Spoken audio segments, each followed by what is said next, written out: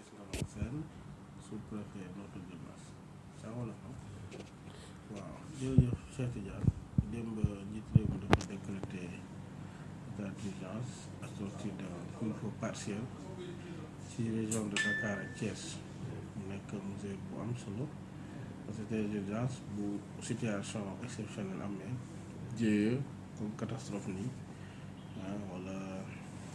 guerre ak yooyu ci lañ koy déclenché. Alors boo gisee ñu def ko aussi boole ko couvre-feu parce que situation bi mbas mi toll moom moo ko waral. boo leen seetloo région de Dakar ak Thiès fa la cas yi gën a bëree te cas yi mën nañ ne ñu ngi explosé peut-être am na li ñuy échappé tuuti moo waral ñu jël ndogal boobu couvre-feu bi nag ñaari région yi la laal c'est vrai que décision bu mu tombee ba tey ñu bëri xaw na leen jaaxal wala am na ñu ci am njàqare parce que couvre-feu bi passé ñu bëri aussi seen dem ak dikk dafa xawoon limité bi aussi noonu la tey lañ commencé à partir de 21h ba 6h du matin donc ça veut dire que 21h ba 6h du matin ñi amul autorisation wala ñu bokkul kenn catégorie du ñu mën circuler waaye donc ce qui fait que à partir de 21h normalement ku nekk da ngay toog sa kër loolu dana limiter rassemblement yi wala yenn dajaloo yu am guddi par exemple ci restaurant yi boîte de nuit wala yenn commerce yi nga xam ne peut-être nit ñi dañ fa doon nekk au-delà de 21h dina tax vraiment ñu toog seen kër li am solo mooy ñu respecté ko parce que ndogal bu am solo la takk der yi dinañ wàcc ci tali bi pour ci mbedd yi pour faire respecter cette décision donc ça veut dire que ku ñu fekk ci biti au-delà de 21h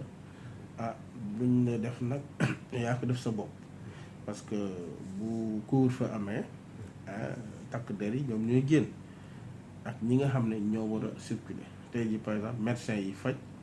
ñooñu peut-être voilà mën nañu circuler borom ambulance yeeg yooyu ñun ñii dañuy circuler parce que liggéey bee ko laaj policiers yi gendarmes yeeg yooyu donc à part ces quelques catégories de personnes ak yenn autorités yi ñi des yëpp vraiment dañu war a toog seen kër bu 21h jotee dañuy fàttaliku première couvre-feu bi mu amee jour boobu xale yu bëri dañ génn ci mbedd bi ba am na ñu takk der yu dóor ak yooyu j'espère que yooyu aussi duñ ci egg parce que jaru ko parce que ndogal yu mel nii li ci gën rek mooy ñu jëfe ko respecté ko d'autant plus que c'est pour la bonne cause parce que biñ njëkkee def couvre-feu biñ ci génnee gis nañ ne cas yi dafa wàññeeku situation bi ñu amoon ci maîtrise peut-être li nguur gi jublu ci mesure bi mooy ci ñaari région yooyu bu ñu respecter couvre-feu bi dina limiter en tout cas propagation virus bi loolu mooy solo si kon li may ñaan rek mooy ñu respecter mesure boobu surtout fii ci arrondissement de Notto bu 21h jotee ku nekk toog sa kër comme ça dina limiter tout ce qui est rassemblement dina limiter en tout cas propagation virus bi baax na aussi ñu vulgariser ko ba ñëpp xam ko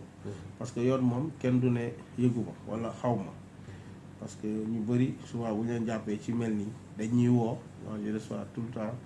ay intervention ci yu mel nii moo tax li nga def nii am na solo dana tax ku ko yëgoon nga yëg ko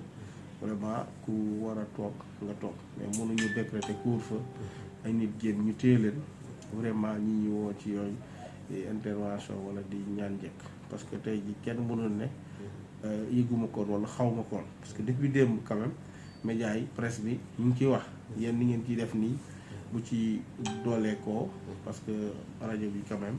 ak Diobass TV je pense que waa Diobass yëpp ñu ngi koy suivre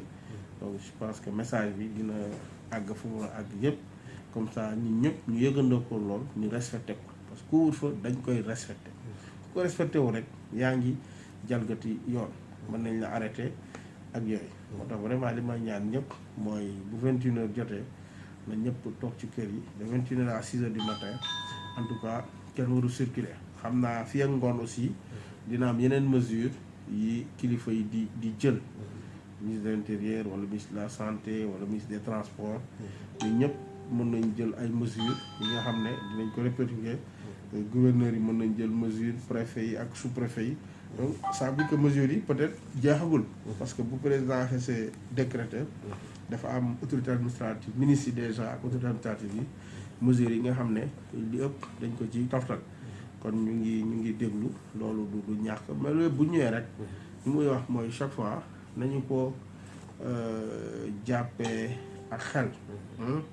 ñu bañ ci dem ak xol parce que ñi jël mesure lu metti jëluñ ko de gaieté de cœur parce que kilifa bëggul sonal kenn mais c'est des mesures qui s'imposent situation bi ñu toll moom moo koy waral mooy tax ba ñu jël yenn mesures yi qui peuvent être contraignantes pour certains mais c'est pour la bonne cause dañ ko def pour que vraiment askan wi ñu aar leen parce que mbas mi gis ngeen cas yi ñu ngi gën a yokk te bu ñu jëlul yenn mesures yi limité surtout dem ak dikk bi ak dajaloo bi virus bi duñ ko mën freiner moo tax au-delà de cette mesure du chef de l'État yeneen mesure mën nañ ko ci toftal jóge ci ministres yi ak gouverneurs yi ak préfet yi ak sous-préfet yi mais à chaque fois rek askan wi nañ ko respecté ñu xam ne mesures yi pour aar leen la pour ñoom la et pour xeex mbas mi la parce que mbas mi bu ñu deful ndànk dinañu dépassé te président wax na keroog bu ñu sàgganee économie bi mën na nërmelu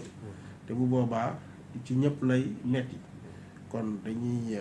xeex ci santé waaye si dañuy fexe ba activité économique bi ñu mu bañ a impacté wu donc si ça doit passer par def sacrifice bi maanaam vraiment wàññi dem ak dikk bi def couvre-feu ak yooyu donc nañu ko nangu rek ñu xam ne parce que du ñoom nag ñoo ko def yooyu yu bëri def nañ ko même boo demee Tugal France ak feneen ñooñu seen mesure sax moo gën a metti suñu bos te fii déjà ci ñaari région rek la nekk donc loolu dafa wane ne vraiment njiit réew mi ak gouvernement bi yëpp lu ñu bëgg rek mooy aar askan wi l'essentiel askan wi na dégg aussi message bi xam ne vraiment liñ ci jublu mooy xeex mbas mi. jërëjëf.